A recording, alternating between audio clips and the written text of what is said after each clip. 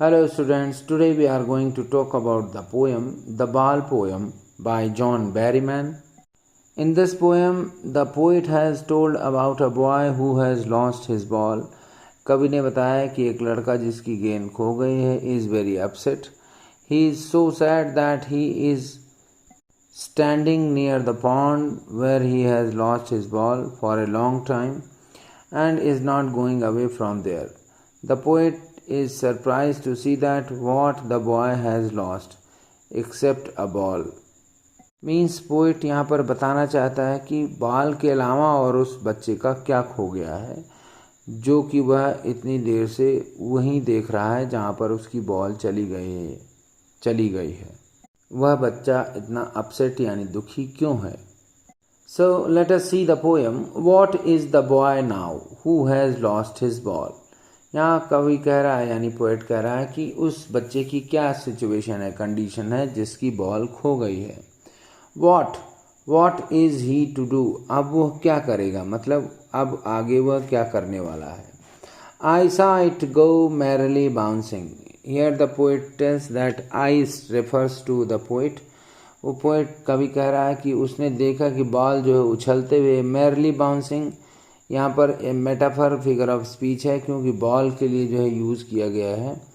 merrily bouncing यानी खुशी से उछलते हुए, यानी बॉल जो है मेटाफर यूज़ यहाँ फिगर ऑफ स्पीच यूज़ की गई है बॉल के लिए, यानी बॉल जो है खुशी से उछलते हुए चली गई है डाउन द स्ट्रीट यानी गली के अंदर, एंड देन मैरली ओवर और फिर वहाँ जहाँ it is in the water, अब यानी वो बॉल जो है वहाँ पर है जहाँ पानी भरा हुआ है, यानी जो बॉल है वो उछलते हुए पानी के तालाब में चली गई है। नो यूज़ टू से oh there are other balls. अब यहाँ पोइट कह रहा है कि हाँ ये बताने की ज़रूरत नहीं है कि और भी दूसरी बॉल्स हैं, यानी बच्चा जो है दूसरी गेंद खरीद सकता है। An ultimate shaking reflexes the boy. लेकिन पोइट यहाँ पर कह रहा है कि ऐसा लगता है जैसे कि बच्चे का सब कुछ चला गया हो, यानी वो इतना ज़्यादा दुखी है कि वो दुख से काँप रहा है।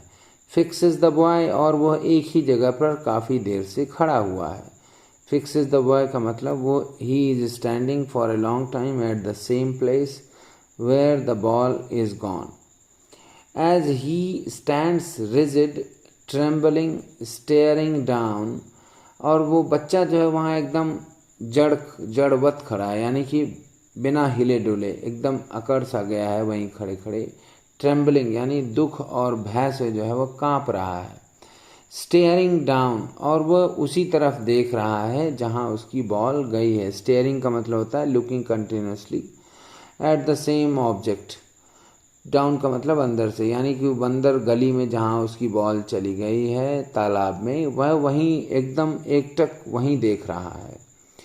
All his young days into the harbour where his ball went. यहाँ पोइट का कहना है कि बच्चे के सारे खुशी वाले दिन जब उसने गेंद के साथ खूब मौज मस्ती करी, यानी गेंद खेलने के साथ ही उसने बहुत आनंद उठाया, गेंद खेलने में उसको मज़ा आया, तो वो सारी यादें जो हैं उस गेंद से जुड़ी हुई हैं जो कि अब तालाब में चली गई हैं, और वह उन्हीं यादों की वजह से, यानी कि उस गेंद से उसका गहरा लगाव है। गेंद इतनी महत्वपूर्ण नहीं है, यानी गेंद का मूल्य ज़्यादा नहीं है, लेकिन उन यादों का मूल्य बहुत ज़्यादा है जो उस गेंद से जुड़ी हुई हैं। ये कह रहा है all his young days into, यानी कि वो उसको लगता है कि उसका पूरा बचपन जो है चला गया है बॉल के साथ यानी गेंद के साथ। इनटू द हार्बर यानी उस तालाब में, वेयर हिज बॉल वेंट जहाँ उसकी बॉल चली गई, यानी उसकी गेंद जो है पानी में जहाँ चली गई है, यानी गेंद के साथ ही उसकी खुशियों के दिन यानी बचपन के दिन, बचपन की यादें चली गई हैं। I would not intrude on him. यहाँ पर पोइट कह रहा है कि मैं उसको डिस्टर्ब नहीं करना चाहता, यानी कि मैं उसकी इस दुविधा भरी कंडीशन में डिस्टर्बेंस और नहीं पैदा करना चाहता। इंट्रूड का मतलब होता है दखलंदाजी करने से, बिना परमिशन के जगह अगर आप कहीं चले जाएं या कुछ करने लगें तो वो इंट्रूड हो गया। अ डाइम अनदर बॉल, यहाँ पोइट कह रहा है कि अ डाइम मतलब बहुत कम पैसे में दूसरी बॉल आ सकती है, यानी दूसरी गेंद खरीदी जा सकती है। इज़ वर्थलेस, यानी कि जिस मूल्य की बॉल है वो बहुत ही कम है, यानी कि बहुत ना के बराबर है। वर्थलेस मतलब बेकार है, यूजलेस है उतना पैसा। Now he senses first responsibility, अब यहाँ पर पोइट कह रहा है कि अब जो है बच्चा जो काफ़ी देर से उस बॉल को देख रहा है जो कि पानी के तालाब में चली गई है, अब उसके अंदर एक रिस्पॉन्सिबिलिटी की भावना पैदा हो रही है, यानी उसको लग रहा है कि उसे जिम्मेदार होना चाहिए था। अगर उसकी बाल चली गई है और वह दुखी है तो उसका कारण वही है, यानी कि उसने जिम्मेदारी से वह गेंद नहीं फेंकी और इसकी वजह से वह गेंद पानी में चली गई। यानी पोइट चाहता है कि वो बच्चा जिम्मेदारी की भावना को समझे और अपने अंदर जिम्मेदारी का एहसास करे। इन अ वर्ल्ड ऑफ पोजीशंस, यहाँ पर पोइट कहना चाहता है कि एक ऐसी दुनिया जहाँ पर लोगों को अपनी उपलब्धियों पर, अपनी वस्तुओं पर गर्व है, यानी कि हर आदमी दिखाना चाहता है कि उसके पास ये है वो है और पता नहीं क्या क्या है।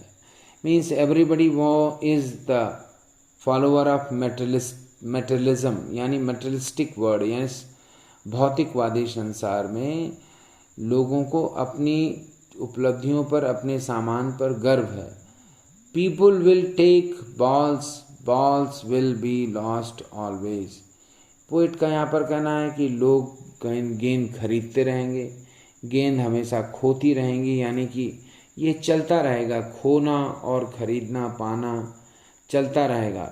लिटिल बॉय, यानी उस बच्चे के साथ, यानी वो बच्चा अभी और भी बाकी के दिनों में नई गेंदें खरीदेगा और उनको खोएगा।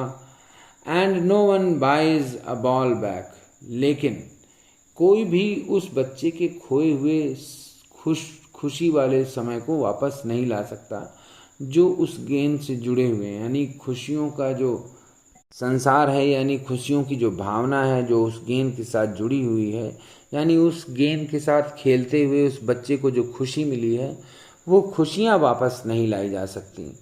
यहाँ पोइट का कहना है कि and no one buys a ball back, यानी कि यहाँ उसकी यादों को वापस नहीं लाया जा सकता। यहाँ पर जो फिगर ऑफ स्पीच है वो ट्रांसफर्ड एपिथेट है, यानी कि जो उसका जो खुशियों वाला समय है जो गेंद के साथ जुड़ा था वह चला गया है, यानी उसको कोई वापस नहीं ला सकता। जो ये यादों के चले जाने का जो प्रभाव है, यानी जो इफ़ेक्ट है, वह गेंद के साथ जुड़ा हुआ है और उनको कोई वापस नहीं लाया जा सकता, यानी वो गेंद वापस नहीं आ सकती।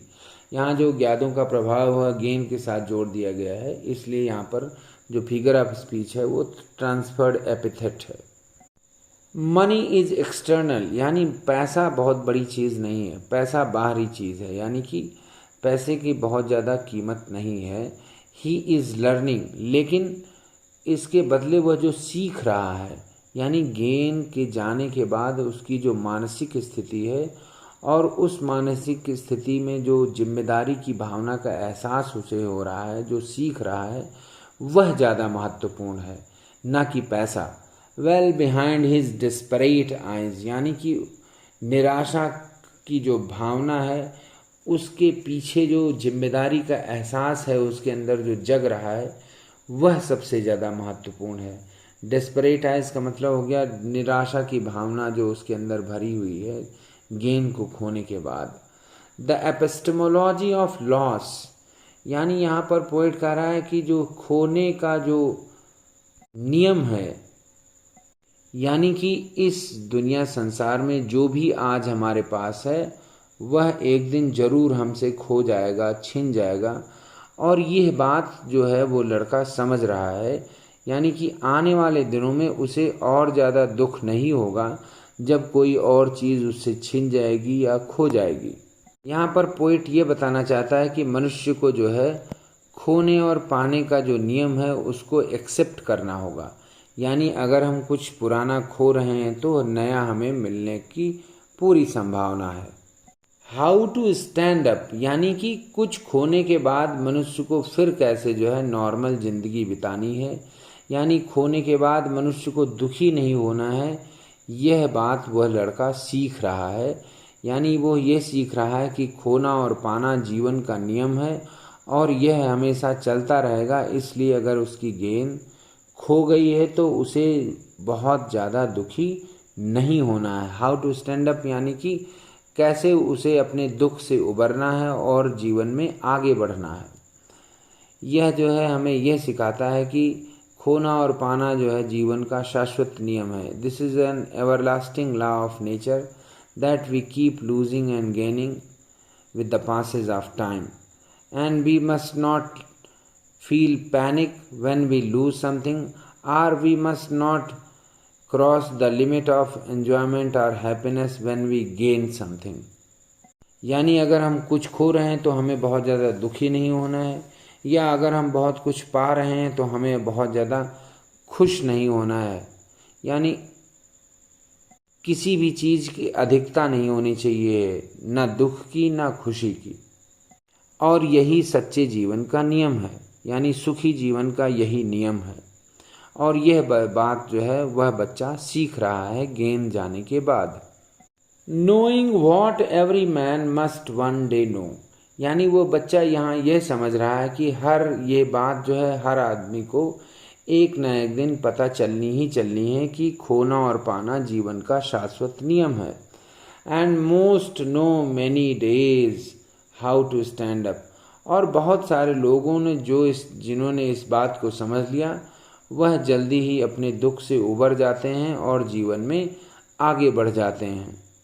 यानी कि अगर हमारा कुछ खो गया है तो हमें बहुत ज़्यादा दुखी नहीं होना है और हमें आगे बढ़ना है इस आशा के साथ कि हमें कुछ नया और बेहतर मिलने वाला है। यही बात जो है उस बच्चे को भी सीखनी है। यहाँ अगर आप फिगर ऑफ स्पीच की बात करें तो सबसे पहले फिगर ऑफ स्पीच जो है वो है पर्सोनिफिकेशन, जो 4th लाइन यानी 3rd लाइन में आई हुई है, merrily bouncing down the street. यहाँ पर पोइट ने ये जो यूज़ किया है बॉल के लिए, यानी बॉल जो है खुशी से उछलती हुई गली के अंदर चली गई, यानी कि बॉल को जो है एक मनुष्य के रूप में दिखाया गया है। इसलिए यहाँ जो फिगर ऑफ स्पीच यूज़ हुई है इस लाइन में, ball merrily bouncing down the street, वो है पर्सोनिफिकेशन। दूसरी फिगर ऑफ स्पीच की अगर बात करें तो वो है मेटाफर। यहाँ पर पोएट ने जो है पोएम की जो 13th लाइन है, balls will be lost always, यहाँ पर मेटाफर फिगर ऑफ स्पीच का यूज़ किया गया है।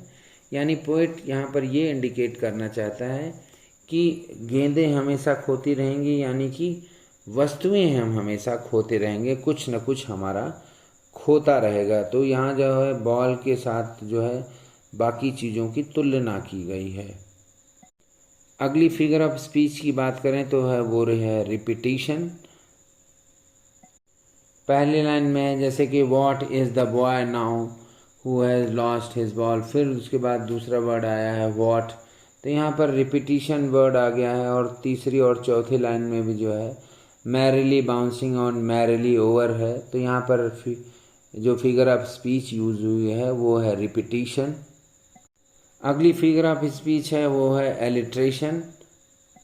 पहली ही लाइन में यूज़ किया गया है who has lost his ball, यानी कि यहाँ पर एच वर्ड जो है who has lost his ball, तीनों में एच वर्ड जो है एच लेटर जो है कॉन्सोनेंट साउंडिंग लेटर एच जो है रिपीट हुआ है, तो यहाँ पर जो फिगर ऑफ स्पीच है वो है एलिट्रेशन। और दूसरी लाइन में है what is he to do, और अगली लाइन है no one buys a ball back, तो यहाँ पर जो है डब्ल्यू वर्ड जो है कॉन्सोनेंट साउंडिंग वर्ड है जो रिपीट हो रहा है, और बाइज अ बॉल बैक यहाँ पर जो है बी जो कॉन्सोनेंट साउंडिंग लेटर है वो रिपीट हो रहा है, तो यहाँ पर वो फिगर ऑफ स्पीच है एलिट्रेशन।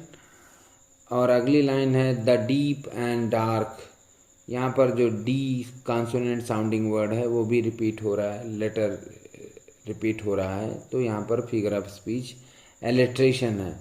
अगला एग्जाम्पल एलिट्रेशन का हम कह सकते हैं move my mind and my heart move with all that move me. तीसरी फिगर ऑफ स्पीच की अगर हम बात करें तो है एंजैम्पमेंट। एंजाममेंट वो फिगर ऑफ स्पीच है जिसमें एक सेंटेंस अगली लाइन में भी जा पाया जाता है, यानी अगली लाइन तक सेंटेंस पूरा होता है। जैसे कि पोएम में लाइन है आई सा it go merrily down the street. तो ये अलग अलग लाइनों में है, लेकिन सेंटेंस जो है एक लाइन से शुरू होकर दूसरी लाइन में जाता है। तो यहाँ फिगर ऑफ स्पीच हो गई एंजैम्बमेंट। अगली फिगर ऑफ स्पीच है सिंबोलिज्म। यहाँ सिंबोलिज्म का यूज़ किया गया है पोएम में, जब वो पोएट जो है बॉल को इंडिकेट करता है चाइल्डहुड को रिप्रेजेंट करने के लिए, यानी कि जो बॉल जो है वो चाइल्डहुड को रिप्रेजेंट करती है, यानी बॉल जो है चाइल्डहुड का सिंबोलिज्म है। तो ये फिगर ऑफ स्पीच हो गई। Well students, these are the figure of speeches as well as the explanation of the poem. I hope you would have a clear-cut idea about the poem, and you would be able to answer all the questions asked in the board exams as well as in your home exams. Thank you for listening to me. At the last, I would like to say to you all that just share, subscribe, and like the channel, and must give your comments in your comment box. Thank you again.